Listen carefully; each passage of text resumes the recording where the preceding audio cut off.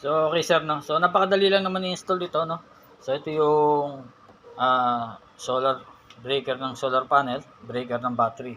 Okay? So, nanonood ka naman ng mga vlog ko na, no? Kaya alam mo na to. Pero ulitin lang natin, no? Positive to negative lang yan. So, may color coding, red is positive, black is negative. Ganun din sa breaker, red is positive, black is negative. So, okay. Pagpapatayin nyo yung unit, unahin nyo yung solar panel. Okay. So, hindi pa mamamatay yung ano natin yan, no? Dahil solar panel lang naman yung pinatay natin. Then, nawala na yung blinking dito na araw, pati yung solar panel natin ng icon, no? So, then, patayin natin yung mga aparato natin, no? Okay. So, patayin ko tong TV. Okay. Then, laptop, mabuti ko na lang, no? Ayan. Okay.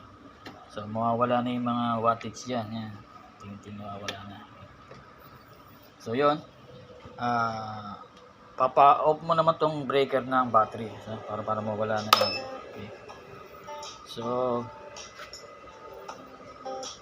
medyo nagsalita to, kaya patayin natin. Okay. So, kapag i-on mo naman, no, nakabit mo na yung solar panel mo, battery. So, yung breaker naman ng battery ang uunahin mo. Sir, no, yan.